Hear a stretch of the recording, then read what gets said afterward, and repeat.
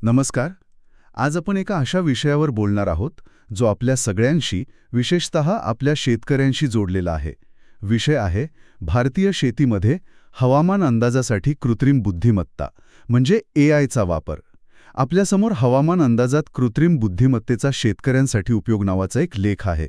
त्यावरच आज आपण चर्चा करणार आहोत. हो, आणि हा खरंच खूप महत्वाचा विषय आहे. अगदी. कारण आपल्याला कल्पना आहेच की आपली शेती बऱ्याच अंशी निसर्गावर अवलंबून आहे. कधी पाऊस जास्त, कधी कमी, कधी गारपीट. बरोबर. शेतकऱ्यांचं मोठं नुकसान होतं यात. तर मग हे AI तंत्रज्ञान खरंच काही मदत करू शकतं का? चला जरा खोलात शिरूया. नक्कीच. सुरुवात करूया AI म्हणजे काय याने. अगदी सोप्या भाषेत सांगायचं तर हा. ही अशी प्रणाली आहे जी कॉम्प्युटरला माणसांसारखं विचार करायला, शिकायला आणि माहितीच्या आधारावर निर्णय घ्यायला मदत करते. खूप मोठ्या डेटाचं विश्लेषण करून भविष्याचा अंदाज बांधायला शिकवते. अच्छा, म्हणजे कॉम्प्युटर स्वतःहून शिकतो आणि मग हवामान अंदाजासारख्या गुंतागुंतीच्या गोष्टीत हे नेमकं कसं उपयोगी पडतं? बरोबर. इथे AIची भूमिका खूप मोठी आहे. पहिलं म्हणजे डेटा कलेक्शन.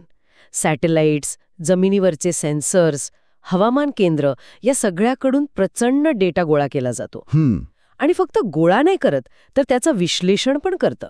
दुसरं म्हणजे यात मशीन लर्निंग मॉडेल्स वापरली जातात. मशीन लर्निंग म्हणजे असे अल्गोरिदम जे जुन्या हवामानाचा नोंदी म्हणजे पॅटर्न्स अभ्यासतात आणि त्यातून शिकतात. यामुळे भविष्यात हवामान कसं असेल याचे जास्त अचूक अंदाज बांधता येतात. बरं, म्हणजे डेटा गोळा करायचा, त्याचं विश्लेषण करायचं आणि मग अंदाज वर्तवायचा. पण हे शेतकऱ्यांपर्यंत पोचणार कसं आणि त्यांना याचा नेमका फायदा कसा होणार? हा महत्वाचा मुद्दा आहे. ही माहिती मोबाईल ॲप्सद्वारे अगदी रिअल टाईममध्ये म्हणजे ताबडतोब अलर्ट्सच्या रूपात शेतकऱ्यांपर्यंत पोहोचवली जाते. अच्छा, म्हणजे थेट मोबाईलवर होणं शक्य झालंय. अरे वाह! म्हणजे माझ्या शेतात पाऊस कधी येणार हे कळू शकेल. अगदी. आणि नुसता अंदाज नाही, तर त्या आधारावर मार्गदर्शन पण मिळतं. कधी पेरणी करावी, कधी पाणी द्यावं, कधी खत घालावं, अशा ठोस गोष्टी. हे तर खूपच उपयुक्त वाटतंय.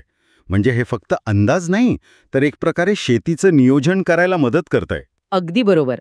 याचे थेट फायदे बघितले तर सगळ्यात महत्वाचं म्हणजे नुकसान टाळता येतं. जसं की अवकाळी पावसाचा. हो, अवकाळी पाऊस किंवा गारपीट येणार असेल तर आधीच कळल्यामुळे तयारी करता येते. पीक झाकणं किंवा काढणी लवकर करणं यामुळे जोखीम कमी होते. आणि पाणी, खतं यांसारख्या गोष्टींबद्दल काय? तिथेही फायदा होतो. सिंचन कधी आणि किती करायचं हे ठरवता येतं. त्यामुळे पाण्याची बचत होते. हवामानानुसार खतांचं नियोजन करता येतं, म्हणजे उगाचचा खर्च वाचतो. म्हणजे खर्चात बचत आणि उत्पादनात वाढ. अगदी. हवामानाशी जुळवून घेत शेती केली की उत्पादन वाढायला मदत होते. आणि लेखात म्हटल्याप्रमाणे पीक विम्याचे दावे करताना सुद्धा AI रिपोर्ट्स पुरावा म्हणून उपयोगी पडू शकतात. हे भारतात कितपत वापरलं जातंय? काही कंपन्या किंवा ॲप्स आहेत का जे हे काम करतात? हो, आता बऱ्याच कंपन्या आहेत. काही मोठ्या आहेत, जसं की Skymet weather, IBM weather company, Microsoft, Google यांचे पण काही टूल्स आहेत. पण महत्वाचं म्हणजे ग्राम कवर, भारत ॲग्री, कृषिफाय सारखे काही ॲप्स आहेत जे स्थानिक भाषांमध्ये माहिती देतात. त्यामुळे ते लहान शेतकऱ्यांपर्यंत पोहोचायला मदत होते. याचं एखादं प्रत्यक्ष उदाहरण सांगता येईल का जिथे शेतकऱ्यांना फायदा झाला असं? नक्कीच. लेखात महाराष्ट्रातल्या बीड जिल्ह्यातलं उदाहरण आहे.